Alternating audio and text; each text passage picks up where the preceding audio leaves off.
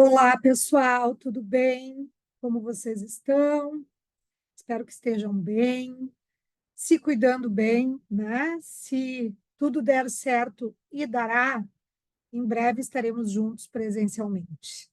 Enquanto isso não acontece, gente, a gente vai aqui tocando, né, o nosso conteúdo para contribuir aí para o andamento do nosso cronograma da forma online, né? Assíncrona e que vocês não tenham prejuízo de conteúdo. Vão anotando as dúvidas, aquilo que vocês quiserem perguntar diretamente, pode me mandar mensagem pelo AVA ou por e-mail, ou anota para que assim que nós estejamos juntos, você possa ter ali o teu elenco de eventuais dúvidas para resolver aqui comigo. Certo? Seguindo, então, pessoal, a nossa matéria dos pressupostos de responsabilidade civil, hoje nós falamos de nexo de causalidade. Essa temática tão importante, tão movediça, eu gosto desse termo quando me refiro a situações nas quais a gente não tem uma fórmula matemática engessada e não teremos em nenhum tema de responsabilidade civil, né? Essa é a realidade. Vimos muito isso, esse caráter mais inseguro, mais vinculado pelo depende do caso concreto, da prova, do tipo de responsabilidade, lá nas questões relacionadas ao pressuposto do dano, né, especialmente os danos imateriais. E não é diferente essa matéria aqui nos nexos de causalidade. Uma matéria bem técnica que nós precisamos dominar, porque será determinante para dizer se incide ou não o dever de indenizar. Então, seguindo aqui, pessoal, o nosso cronograma de conteúdos nos nossos pressupostos de responsabilidade civil, deixa eu ver se eu consigo passar para frente. Nós temos os nossos 4 elementos que a gente vem tratando aí nas últimas aulas, a conduta, né? Lembrando que a conduta é importante verificar se essa conduta vinculada na ideia de ação ou omissão se exige que seja culposa ou não, né? Isso a gente vai falar mais quando tratarmos da responsabilidade objetiva e subjetiva, mas via de regra eu tenho responsabilidade tanto com culpa como sem necessidade de discussão da culpa hoje, na teoria contemporânea da responsabilidade civil, mas quando a gente fala em conduta, a gente está falando naquela ação ou omissão do agente responsável pelo dano, e que pode ser que eu tenha que aqui dentro da conduta trabalhar a ideia de culpa, ou de ausência de culpa, de desnecessidade da culpa, ou até mesmo de uma culpa mais grave, uma figura de um dolo, e tudo que envolve esse tema, né? Então, para deixar bem claro já nessa retomada de coisas que nós já vimos, que muitas coisas que nós vamos ver hoje vão tomando mais corpo, vão se encaixando de forma mais adequada, a gente vai colocando cada coisa no seu lugar e vamos verificar que quando falamos de culpa, não estamos falando de nexo, estamos falando de conduta. Tá? Então, nós vimos as questões relativas à conduta, as questões relativas aos principais, não são os únicos, né? Danos que nós vamos encontrar em matéria de responsabilidade civil, na doutrina, na jurisprudência, e aí a gente falou de dano material, falamos dos danos emergentes, lucros cessantes, falamos também da teoria da perda de uma chance, e optando por trabalhar logo em seguida, né, do dano moral, haja vista aquela natureza controversa, né, dessa teoria como sendo de danos emergentes, de lucros cessantes ou vinculado ao dano moral, vimos que tudo é possível, né? E aí trabalhamos os danos imateriais, especificamente aqui elegemos o dano moral, né? Falamos de problemas de quantificação, critérios, né, para aplicação dessa quantificação, que foi a última aula. Falamos dos danos à imagem, dos danos estéticos, dos danos existenciais e dos danos sociais. Esses foram os danos que nós elegemos para tratar a nossa matéria, como vem sendo tratada na maioria esmagadora dos autores da doutrina e também da jurisprudência pessoal. Nada impede, antes de entrar aqui no nexo causal, que vocês verifiquem nos estudos de vocês, em algum julgado ou em algum autor, trabalhado um outro tipo de dano. Esses que a gente elegeu para trabalhar como danos imateriais são os mais comuns, mas a jurisprudência vem cada vez mais espraiando a possibilidade indenizatória no chamado direito de danos. Como o dano existencial é um dano muito novo, daqui a pouco a gente pode ter uma outra categoria sendo abraçada, né? Existem julgados, por exemplo, que falam nos danos sexuais. Aí vocês vão me dizer assim, mas o dano existencial, que é composto daquelas duas categorias, do dano ao projeto de vida e o dano de vida de relação, no dano de vida de relação, a gente já tem essa questão da pessoa que foi vítima de um acidente, que ficou tetraplégica, de não ter mais direito aos prazeres cotidianos da vida, e o prazer sexual é um deles. Então, é já uma característica integrante, um elemento integrante do próprio dano existencial. Por que se fala em dano sexual? Né? Então, tem alguns autores que preferem essa, ou algum julgado que vai preferir essa designação. O exemplo que eu dou para vocês é de um julgado, por exemplo, que trabalhe isso como dano por ricochete, né? O cônjuge que, em virtude do acidente que recaiu sobre o seu, vamos imaginar que seja uma mulher, a esposa, entra com uma ação de indenização em direito próprio, por dano reflexo, mas é por direito próprio, que pelo fato do seu marido ter sido vítima de um acidente que lhe deixou tetraplégico, ela não tem mais acesso aos prazeres sexuais, que fazia parte da relação conjugal que mantinha com ele. Há quem fale que isso é dano sexual. Mais correto, no nosso entendimento, é falar em dano existencial. Porque aí eu tenho, sim, um dano de vida de relação dela na modalidade dano indireto por ricochete, mas que ela recebe diretamente as consequências disso, né? É o dano dela que desculpa, pessoal, é o dano indireto por ricochete por direito próprio dela que é indenizado. Isso está dentro do dano existencial. Mas eu já inicio aqui a nossa fala, que hoje é para trabalhar a figura do nexo causal, já retomando o que nós tínhamos visto e deixando claro isso. Quando a gente trabalhou o nosso direito de danos, e aí fomos para a questão da quantificação, critério bifásico, nós não estamos aqui excluindo outras designações. Trabalhamos as designações que consideramos mais adequadas, mais completas, mas vocês podem encontrar outras, né? Danos à saúde. Danos à saúde entra na estética, desculpa, na questão da integridade física, e aí eu posso ter um dano estético, né?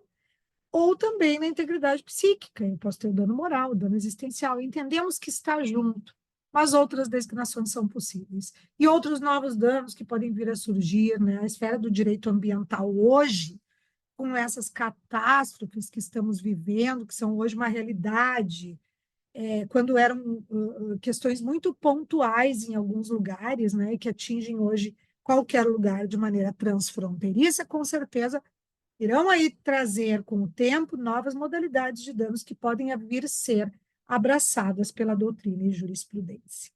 Feito! Hoje nós ficamos no nexo causal. Possivelmente, dependendo do tempo aqui de aula, vamos trabalhar um pouquinho da questão da imputabilidade ou do nexo de imputação.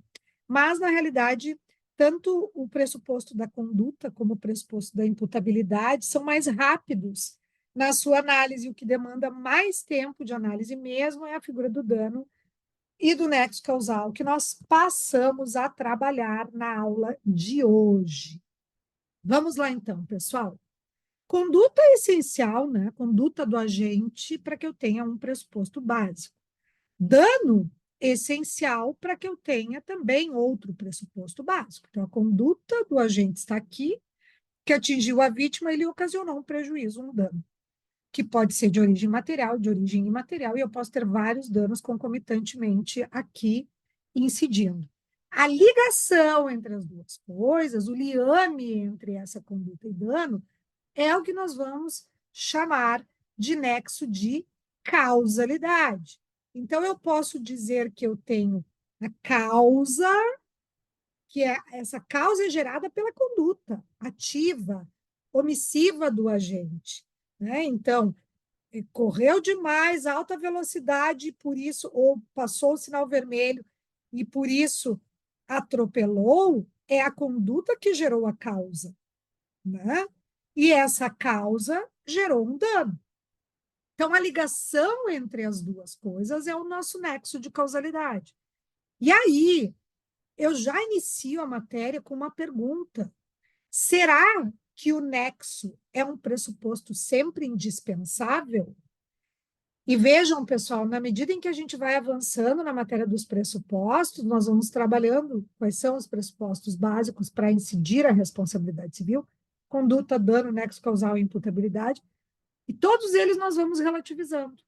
A conduta, por exemplo, sempre foi exigida na responsabilidade civil clássica que fosse culposa, minimamente culposa. Não existia responsabilidade civil sem culpa. Nós já vamos relativizando a questão da culpa para dizer que a conduta pode ser sem culpa, né? O dano, nós relativizamos a questão do dano, por exemplo, e aí eu vou trazer para vocês essa provocação. Será que dano sempre é essencial em matéria de responsabilidade? Será que a conduta sempre é essencial em matéria de responsabilidade civil? Eu posso ter responsabilidade civil sem conduta? Não, né? Eu não tenho como ter responsabilidade civil sem conduta, mas o que eu relativizo é os elementos exigidos para a conduta. Hoje nós temos a responsabilidade sem culpa, então eu estou flexibilizando, eu estou mitigando, eu estou relativizando elementos clássicos que eram exigidos na concepção do que seria essa conduta humana, né, que causa o dano.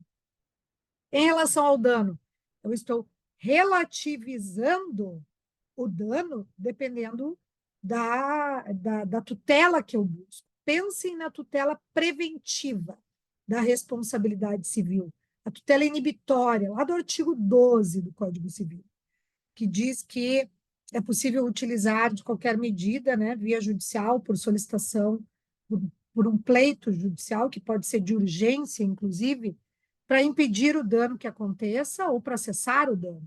Então, é a responsabilidade civil com um novo caráter que não existia na clássica e que existe agora na RC contemporânea, de prevenir o dano que ainda não aconteceu, ou de fazer cessar os danos que estão acontecendo para que ele não fique pior o problema, o prejuízo.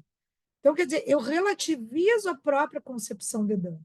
Na responsabilidade civil clássica, eu tenho aquele dano, prejuízo que já aconteceu. E a responsabilidade civil clássica sempre se preocupou só com reparação do dano já ocorrido, né? Já a responsabilidade civil contemporânea se preocupa também com prevenir, também com inibir esse dano.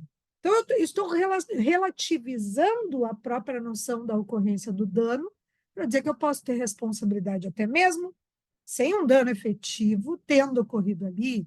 Essas relativizações acontecem na teoria da perda de uma chance, na teoria do abuso de direito. É só para iniciar dizendo que esses pressupostos vão tendo relativizações. E aí, aqui a gente pergunta, será que o nexo causal também tem relativizações? Isso nós vamos fazer um apanhado geral lá no final dos pressupostos, tá, pessoal? Mas, assim, em tese, o nexo causal é exigido para a configuração da responsabilidade, sim. Aliás, é o que mais a gente tem que trabalhar, né? Claro que eu tenho que modular bem os danos, mas para dizer que incide, eu tenho que ter o nexo de causalidade. Então, a pessoa diz que comprou o gênero alimentício naquele supermercado e, por isso, passou muito mal, porque tinha um elemento que não devia conter ali. Na perícia foi comprovado. Ela tem que provar que comprou lá. Ela tem que provar, muitas vezes, quem tem que provar, né, que o defeito inexiste é o fabricante.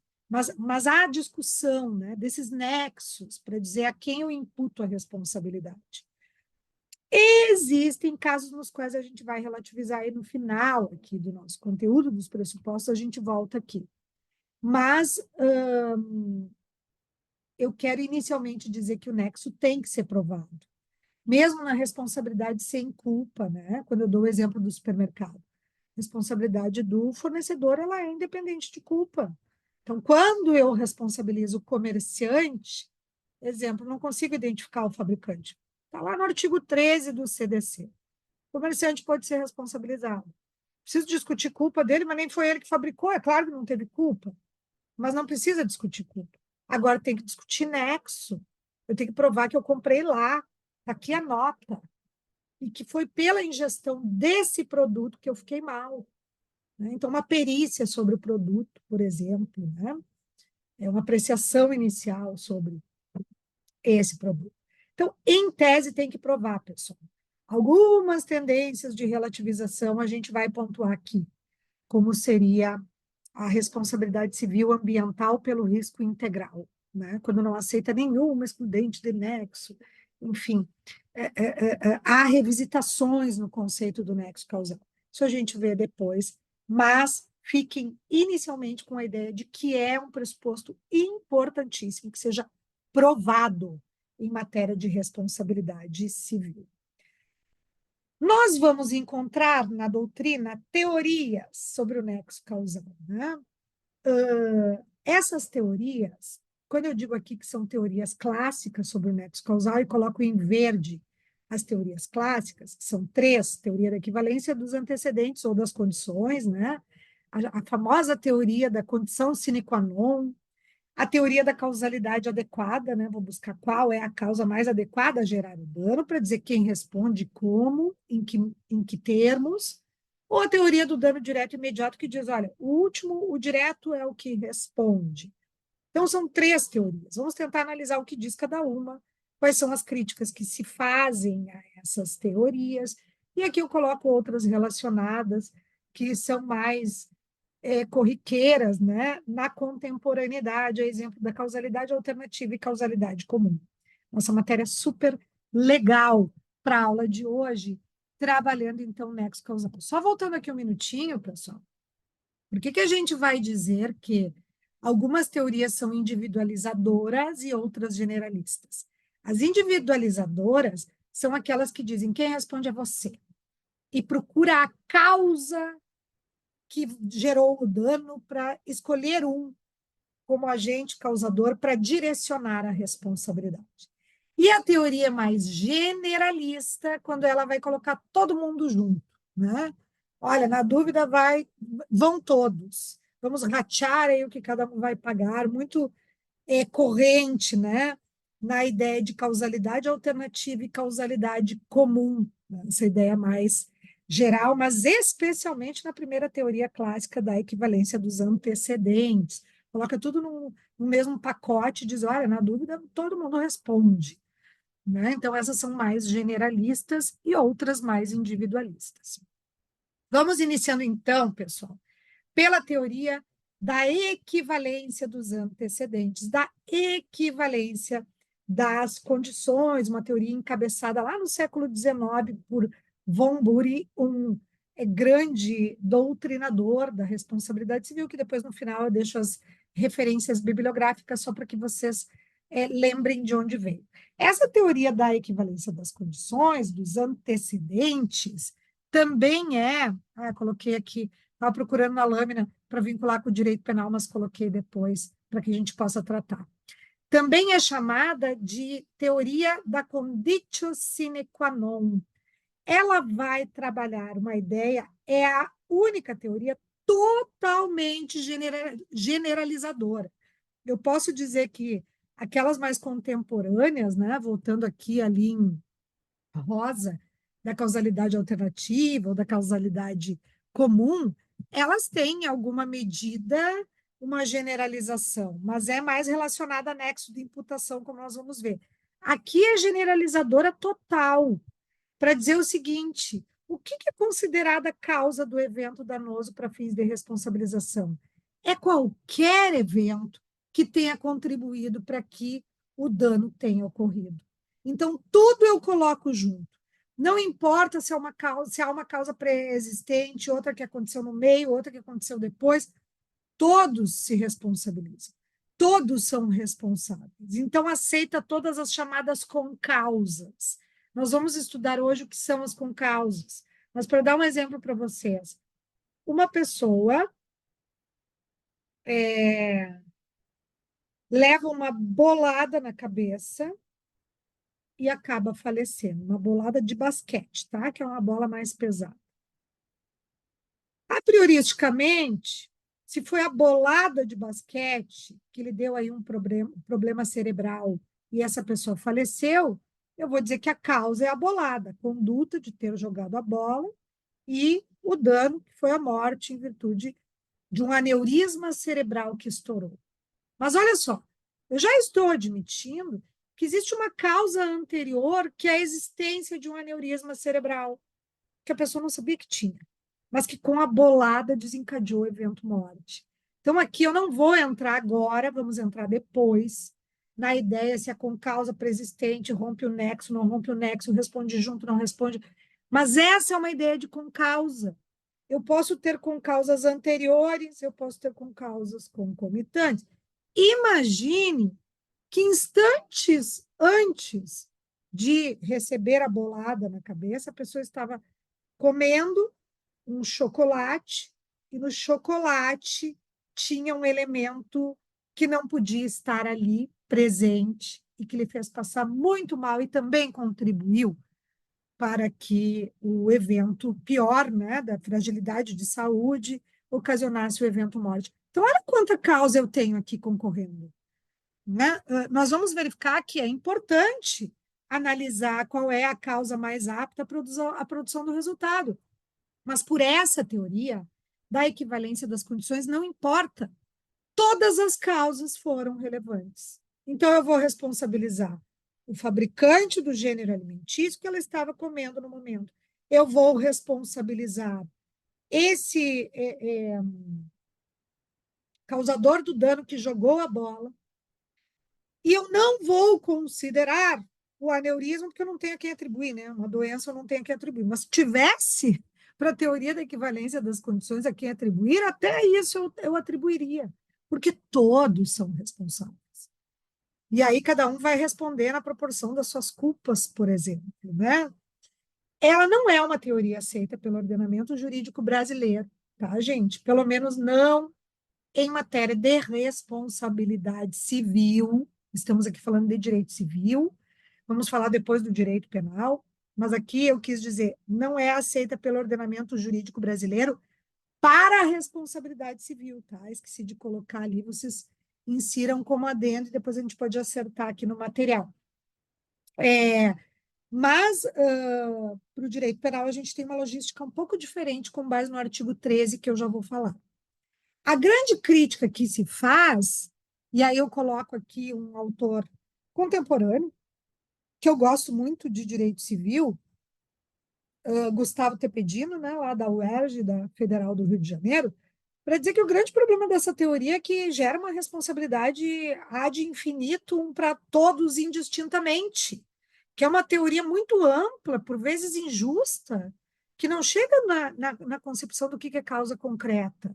Cria uma ideia de causa abstrata e responsabiliza todo mundo. E que isso é muito complicado, porque gera um precedente perigoso em termos de indenização, banaliza até, né? A gente trabalha de forma muito atécnica com a responsabilidade civil, se fosse aplicar essa teoria. Eu dou o exemplo típico que vocês vão encontrar em qualquer doutrina sobre o assunto, que é o exemplo da pólvora. Pensa no seguinte: alguém desfere um tiro que acerta uma pessoa, eu tenho toda uma esfera penal de responsabilização, né? Caso tenha ocorrido a morte, homicídio, se é culposo, se é doloso, ou se não ocorreu a morte, lesão corporal grave, gravíssima. Bom, direito penal é lá com o direito penal. Vamos ficar aqui no direito civil. Imagine que a pessoa tenha ficado numa cadeira de rodas em virtude, a vítima, né, desse tiro que recebeu aí injustamente. Bom, essa pessoa comprou a pólvora e a arma em algum lugar. Essa pessoa, que é o agente causador do dano, fez curso de tiro. Inclusive, estava premeditando essa situação. Essa pessoa não só comprou a arma, como comprou a pólvora, né? Então, olha quantas pessoas envolvidas aí, que se eu aplicar a teoria da equivalência das condições, dos antecedentes, eu vou ter que responsabilizar todo mundo. Eu tenho que responsabilizar o fabricante da pólvora e da arma, eu tenho que responsabilizar o fabricante, desculpa, o fabricante, falei, né? É o primeiro. Eu tenho que responsabilizar o comerciante da pólvora, eu tenho que responsabilizar quem viabilizou que ela conseguisse atirar pela escola de tiro, eu tenho que responsabilizar todo mundo. E aí, se eu não estou adentrando adequadamente em qual é a causa mais apta, eu gero uma responsabilidade ad infinito. E, por óbvio, o agente direto, que é aquele que atirou, né? Então, é uma teoria estudada na jurisprudência e na doutrina, na jurisprudência mais aplicada ao direito penal, no direito civil, para dizer que não se aplica no direito civil essa teoria, mas é questionada em termos de conhecimento para vocês em provas de concurso, e a gente tem que dominar aí, até quando tiver que elaborar, por exemplo, uma defesa, e dizer, olha, não se aplica, porque da forma como o autor da ação, imagine que eu esteja advogando para o réu, e está trabalhando no nexo causal, parece que ele está trabalhando com a equivalência dos antecedentes das condições. E isso não se aplica no direito civil. Olha só, pessoal, no entanto, eu trago aqui para que a gente possa, eu não sei nunca tirar essa tarjinha daqui, para vocês não aparece, mas para mim aparece. Vou colocar aqui, que eu acho que na tela de vocês não influencia eu puxar a tarja. Esse caso famoso, que vocês todos lembram, desses 4 réus, é o caso do menino Bernardo, né, que envolveu aí o julgamento desses 4 agentes, né, tanto o pai do garoto como a madrasta, e depois a amiga, que é a enfermeira, amiga da madrasta, e também o irmão dela. Aqui eu coloquei o nome de cada um, porque não lembro. A Edelvânia e o Evandro, né? Então, olha só, coloquei o resuminho para quem não lembra, pessoal do caso Bernardo. No direito penal, nós temos o artigo 13 que diz o seguinte: o resultado de que depende a existência do crime só é imputável a quem lhe deu causa. Aí vocês vão me dizer, tá, mas essa teoria é mais individualista, então não é da equivalência das condições. Só que aí vem a segunda parte do artigo. Considera-se causa a ação ou omissão sem a qual o resultado não teria ocorrido. Então, tudo isso aqui é causa, na ideia de coparticipação do crime, né? Na ideia de uma responsabilidade comum, mas que, claro, responsabilidade comum no intuito de responsabilizá-los por meio de sentença penal condenatória. Agora, o quantum da pena vai depender da contribuição de cada um, do delito que cada um cometeu, ou dos delitos, que aqui tem vários, né, e que foram direcionados, portanto, muda a pena. No direito civil, a gente também vai trabalhar a ideia, muitas vezes, de culpa, já vimos isso na aula passada, até para mexer no quantum, né, quando teve culpa concorrente da vítima, diminui o quantum que a gente vai pagar, mas aqui é essa a ideia, né, da teoria da equivalência dos antecedentes ou das condições. Leandro Boldrini, o pai da criança, participou de tudo que vinha desde antes do crime, torturando o filho.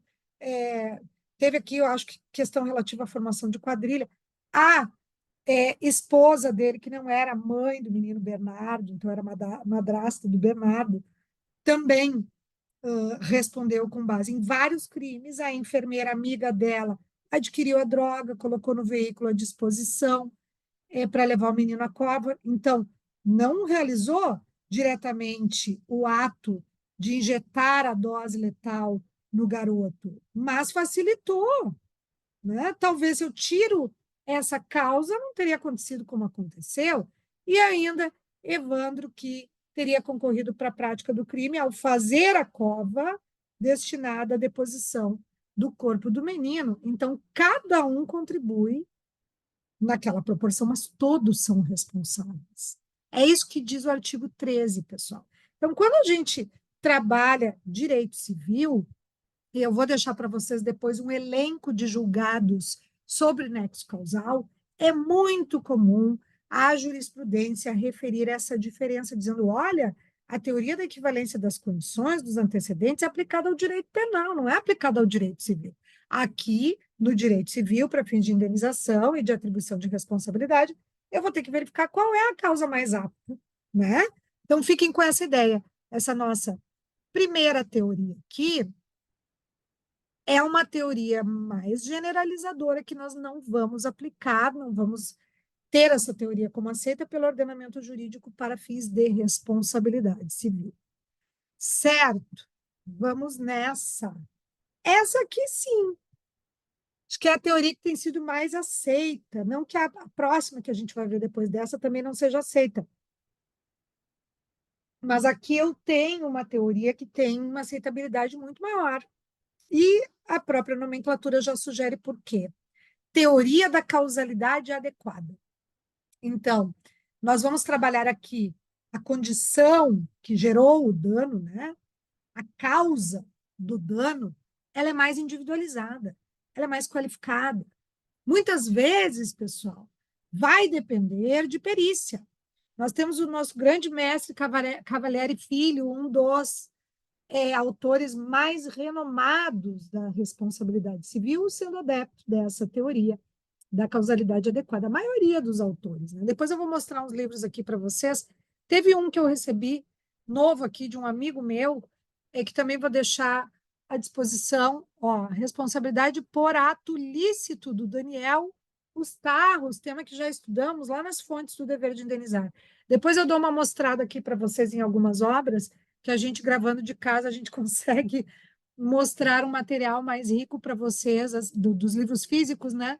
Vão ter que carregar até a faculdade, mas enfim, é muito importante, pessoal. Inclusive, já vou referir agora, ia referir de qualquer maneira até o fim da aula, mas é muito importante que vocês peguem uma obra para ler, fazer um estudo extra sobre essa parte do nexo causal. Claro, quando a gente estudou conduta e danos, eu espero também que vocês tenham feito leituras extras. Deixamos artigos no AVA, mas o livro é o livro, né? Então, aqui, por exemplo, pega o Cavalieri, que é o que está aqui na minha frente, né? O Cavalieri vai, por exemplo, lá no sumário, tratar dessa matéria da responsabilidade civil. Olha só, da página 11 começam as teorias do nexo causal e vai até a página 88, da 11 a 88.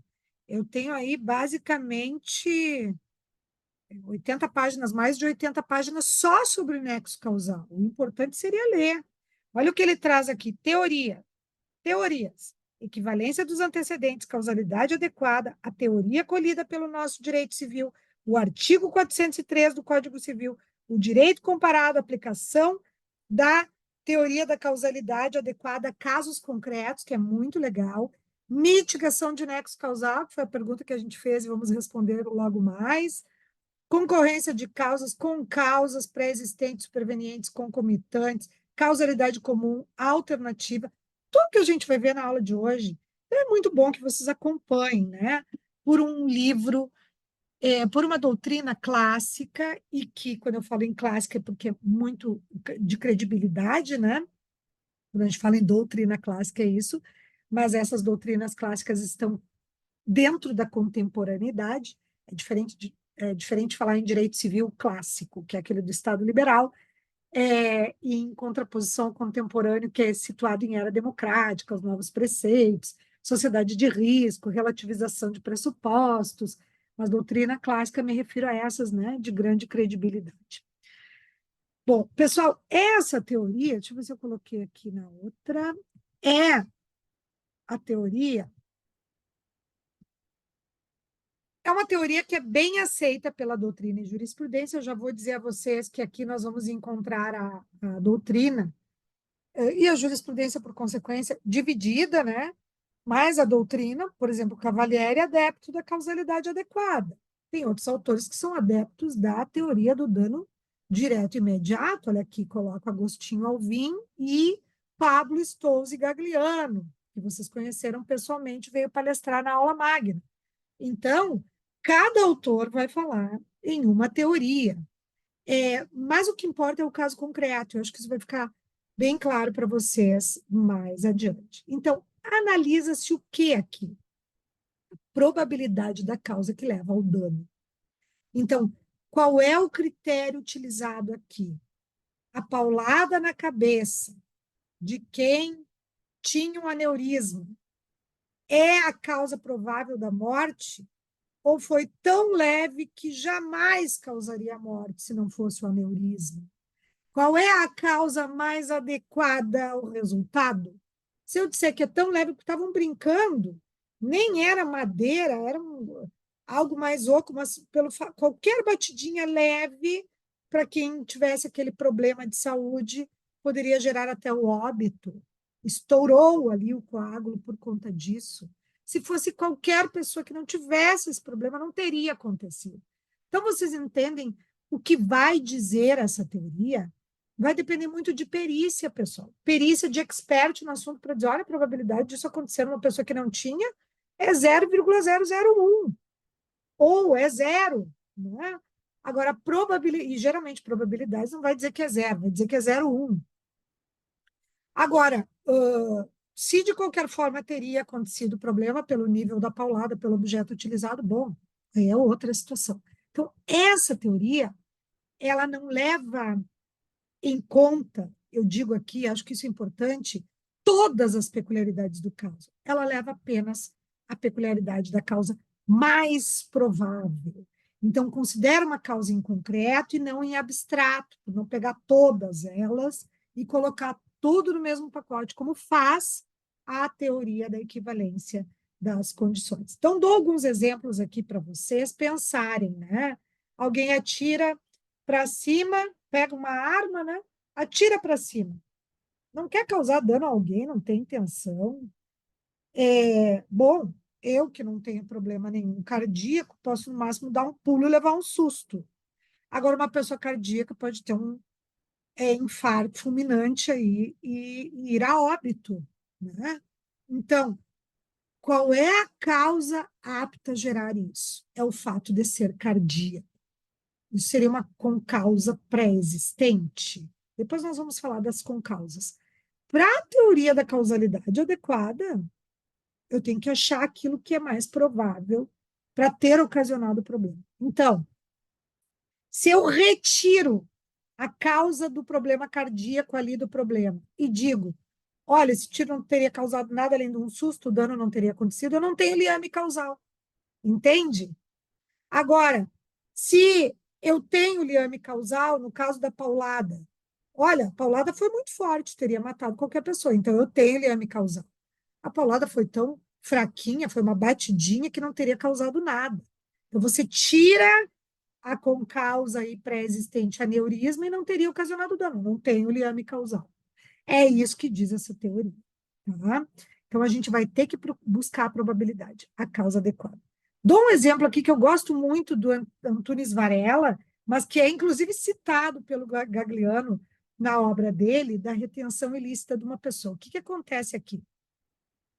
Uma pessoa vai pegar um voo, por exemplo, de Porto Alegre para ir para Nova York. E essa pessoa é retida pela Polícia Federal e, legitimamente, ela é confundida com outra pessoa que tem o mesmo nome, é retida, a Polícia Federal leva essa pessoa até a salinha para averiguar situações aí relativas a um crime, verificam que não é a mesma pessoa, pedem desculpas e liberam essa pessoa. Só que o fato dela ter sido retida indevidamente fez com que ela perdesse aquele voo. E aí, o poder público, né, a Polícia Federal, olha, pelo equívoco, nós lhe pagamos outra passagem, pode embarcar no próximo voo, paga outra passagem, a pessoa vai a Nova York e esse segundo voo cai e ela é vítima de um acidente aéreo. Então, veja bem, se ela não tivesse sido retida, tivesse pego o voo dela mesma, ela não teria morrido. Entende?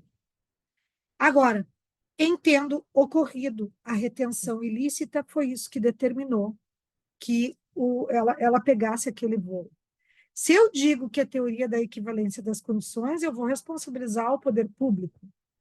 Se eu digo que eu tenho que buscar a causa mais adequada, eu vou até entrar na discussão dos problemas que levaram aquele voo que a pessoa pegou, né, aquele avião, a cair. Ah, foi problema de manutenção, a empresa foi negligente em relação ao tráfego aéreo. Bom, então eu vou responsabilizar a empresa. Agora, se não foi nada disso, uma situação totalmente estranha, né, à atividade da empresa, eu posso vir a atribuir a responsabilidade à retenção ilícita. Quer dizer, vou buscar a causa adequada. Nesse caso, pessoal, me parece que as duas causas, né? Se eu tenho problemas com a aeronave, problemas com falta de cuidado na verificação do tráfego aéreo, por isso o voo aconteceu mesmo diante de condições adversas, né, da natureza, eu posso responsabilizar ambos. Mas é no sentido de demonstrar qual é a causa mais adequada, né? A perícia vai me determinar qual é a causa mais adequada, né? Muito bem. A pancada na cabeça de quem tem câncer, a mesma história do aneurisma que a gente falou aqui, eu vou verificar na situação em concreto qual é a causa mais adequada. Bom, a grande crítica que se faz, se a crítica que nós temos em relação à teoria da equivalência das condições ou antecedentes é que gera uma responsabilidade ad infinitum para todo mundo indistintamente, fica injusta o deslinde da reparação e de quem vai responder é injusto, aqui é muito subjetivo, muito subjetivo. Vejam que na retenção ilícita nós ficamos em dúvida, né? Quem é que eu vou responsabilizar? Eu vou ter que entrar em várias causas, né, gente? Por que que caiu o avião? Ah, foi problema de manutenção na aeronave. Então é da empresa aérea. Agora, o avião caiu por conta de uma tempestade que nunca tivemos notícia. E não teve o que fazer, mas estava tudo certo em questão de tráfego aéreo, em questão de manutenção da aeronave. Foi uma situação absolutamente imprevista, imprevisível, um fortuito que vamos imaginar que seja até considerado, neste caso em específico, externo, e que não gera responsabilidade. Bom, muda a situação, né? Então, geralmente, quando se utiliza essa teoria, repito, tem que ter perícia, né? Eu tenho que ter como identificar que uma causa é mais provável que a outra. Porque se as duas contribuíram, vai nos dois como agentes causadores, nem que você tenha que ratear a indenização na proporcionalidade de cada responsabilidade, de cada, digamos assim, intensidade de responsabilidade verificada ali, né? De cada probabilidade. Aqui, provavelmente temos aí uma chance de 80% de ter gerado dano, mas aqui contribuiu em 20%. Bom, você nisso vai fazer a conta do quanto indenizatório. Difícil, né? Difícil essa matéria. Mas geralmente nós temos essa crítica da subjetividade, da insegurança. Bom, aqui, pessoal, a teoria do dano direto e imediato vai dizer que causa seria apenas aquele antecedente fático que ocasionou a morte diretamente. Por exemplo, né, se o dano foi a morte, num exemplo hipotético. Então, eu tenho que ter esse vínculo de necessidade. A causa seria aquela causa que diretamente fez com que o evento, por exemplo, morte, acontecesse. E essa é a teoria adotada pelo nosso Código Civil. É a teoria do dano direto e imediato. Veja o que diz o 403, que é um artigo que nós já vimos em aula, mas que eu volto aqui com vocês. Olá, artigo relacionado à matéria das perdas e danos, né, que geralmente se estuda também no momento do inadimplemento das obrigações, lá em direito das obrigações. Ainda que a inexecução resulte de dolo do devedor, as perdas e danos só incluem os prejuízos efetivos e os lucros cessantes por efeito dela direto e imediato. Isso faz com que alguns autores, a exemplo do Agostinho Alvim e Gagliano, digam que a teoria adotada pelo ordenamento jurídico, pelo menos na legislação, é a dos danos diretos e imediatos. E aí vocês vão me dizer o seguinte, tá, prof, mas que confusão, e agora como é que eu vou saber? Matéria polêmica, gente. Matéria polêmica vai depender daquele entendimento e você vai discutindo em recursos até a instância que forem cabíveis, né? Esses recursos. Mas a ideia é a seguinte, isso eu quero que vocês tenham muito claro, uma teoria não exclui a outra. A equivalência das condições é que nós não vamos aplicar aqui em matéria de responsabilidade civil, já falei lá naquele momento. Agora, entre a teoria da causalidade adequada e a teoria do dano direto e imediato, a gente tem uma divisão na jurisprudência e na doutrina. Vai depender do caso concreto. Eu arrisco a dizer, arrisco não, eu digo, sem medo de errar, que para a doutrina, Se a questão de concurso da OAB perguntar para vocês qual é a teoria adotada pelo Código Civil, você vai lembrar do artigo 403 e vai dizer que é a teoria do dano direto imediato. Se você for fazer uma análise de jurisprudência, na maioria dos julgados sobre responsabilidade civil, a que mais aparece é a teoria da causalidade adequada. Uma não exclui a outra. Por que que uma não exclui a outra para a gente arrematar esse raciocínio? E muitos autores vão dizer que uma complementa a outra. Quando eu busco na teoria da causalidade adequada qual é a causa mais provável, eu estou identificando que essa foi a causa direta do dano. Certo? Então, quando a gente está usando a teoria da causalidade adequada, eu não estou excluindo a possibilidade de que essa foi a que diretamente mais contribuiu para o dano. Então, que elas não se excluem. Vocês vão verificar que as duas convivem em harmonia. Mas se perguntar o que está na lei, é a teoria do dano direto e imediato. É um pouco problemático dizer que essa é a teoria que a gente tem que aplicar e ponto final. Eu não coloquei aqui a crítica, mas eu vou colocar, pessoal. Antes de postar esse material, vocês vão encontrar lá o PPT já com essa crítica, porque todas elas têm críticas, né? Inclusive essa aqui. Olha só, na teoria da equivalência das condições, a crítica é responsabilidade infinita para todos, gerando injustiça. Na causalidade adequada, a crítica é muito subjetiva, muita insegurança. E na teoria do dano direto e imediato é possível injustiça. Ela é mais objetiva, ela tem menos insegurança, porque eu digo, ó, o dano que aconteceu, a conduta que gerou, que fez ocasionar, não importa se outras tenham contribuído, é a que eu vou utilizar. Pensa o seguinte, tá? Um exemplo que a gente vai dar depois. Que é um exemplo que eu coloquei até num problema para vocês. Deixa eu ver se está aqui em seguida, não. Eu vou trabalhar com esse problema depois nas concausas. Mas olha só, uma pessoa contrai HIV via transfusão de sangue, tá? Só está se recuperando aí de uma situação de saúde que não é grave, que tudo leva a crer que ela vai se recuperar, mas ela precisa de uma transfusão de sangue e aí ela é contaminada pelo vírus do HIV na transfusão de sangue, que é uma responsabilidade aí do estabelecimento, né? Se foi num hospital, de um hospital, se foi uma clínica, da clínica. Enfim, geralmente hospital, né? Para a questão da transfusão. Então, e aí, em virtude disso, ela entra num quadro gravíssimo de saúde. Vai para a UTI, na UTI, ela se alimenta de um iogurte que tem uma bactéria, e a bactéria leva essa pessoa a óbito. Se não tivesse ingerido aquele iogurte, não teria morrido, ainda que o quadro fosse grave.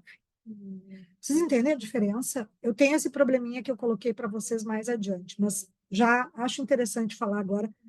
Se eu adoto a teoria do dano direto e imediato, eu vou responsabilizar quem? Eu vou responsabilizar o fabricante do iogurte, porque tinha uma bactéria. E vamos imaginar que a bactéria é um problema de fabricação, tá, gente? Se for entrar no debate, ficou mal armazenado fora da geladeira, bom, aí é uma questão de imputação, é o nexo de imputação em relação ao hospital e não. Vamos imaginar que seja um problema de fabricação mesmo de um lote de iogurtes que saíram com esse problema. Estava dentro da validade, tudo certo. Então, o dano direto e imediato pode me causar o quê? Injustiça.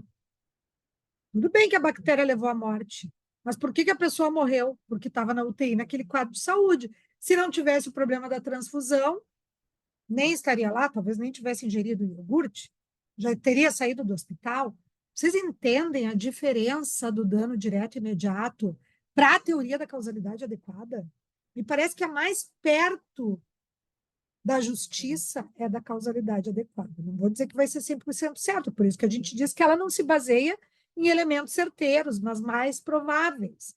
Agora, essa aqui pode direcionar apenas para aquele agente final, desconsiderando tudo o que aconteceu antes e que contribuiu enormemente para o resultado da moça. Tá? Então, fica aqui a crítica, que eu vou inserir depois nessa lâmina, achei que estava ali, vamos colocar antes de postar, dizendo que a possibilidade de gerar injustiça aqui também é latente. mas é a teoria adotada pelo 403 do Código Civil. Pessoal, eu não deixo de trabalhar aqui com vocês outras teorias. Se vocês forem buscar na doutrina, vocês vão encontrar basicamente essas três, maioria esmagadora dos autores. Nesse momento, eu vou trazer uns livrinhos aqui para mostrar para vocês. Livrinhos que eu não peguei todos, porque é muita coisa, né? Mas, assim, alguns eu já indiquei, outros não. Esse livro aqui está muito completinho de responsabilidade civil, do nosso querido Cristiano Chaves de Farias, Nelson Rosenwald, Felipe Peixoto Braga Neto. Eu tenho toda essa coleção. É muito boa, pessoal. Da editora Atlas. E aqui, cada sumário é dividido de uma maneira, né? Entre os autores. Aqui, deixa eu ver como é que os autores, para me lembrar, vão trabalhar. Vai trabalhando um por um dos elementos, ó. Vai trabalhando a conduta, depois a culpa, depois o dano e todas as espécies aí correlatas de uma forma muito completa, inclusive do dano moral. Esse livro está muito completo. E depois entra no nexo causal, página 364 a 403. Então, essa obra, Rosenwald, Farias, está muito boa também sobre o assunto. Aproveito para mostrar aqui para vocês. Nosso querido Gagliano e Pamplona Filho também, que a gente sempre cita, né? Autor que vocês conhecem, também um capítulo só para o nexo causal. Nosso querido Silvio de Salvo Venosa também, esses autores eu tenho coleções completas de direito civil, né? Que são autores muito referidos, muito clássicos. Também vai trabalhar de forma bem completa, embora esse livro seja mais enxuto, ó, que os demais. Essa obra do Carlos Roberto Gonçalves, pessoal, eu gosto muito de responsabilidade civil. Esse autor é um autor que também, o Carlos Roberto Gonçalves, tem a coleção inteira de direito civil, do primeiro ao sétimo e oitavo volume. Mas ele escreveu, além dessa coleção inteira de direito civil, que eu também tenho aqui, e tem um volume sobre responsabilidade civil, ele trabalha nessa obra de forma bem atualizada, a teoria contemporânea, um capítulo sobre nexo causal. Aqui a obra do Schreiber, que eu acho que eu já trabalhei com vocês esse livro. Eu passei em sala de aula para que vocês tivessem em contato, né? Autor também de um livro bem famoso sobre direitos de personalidade.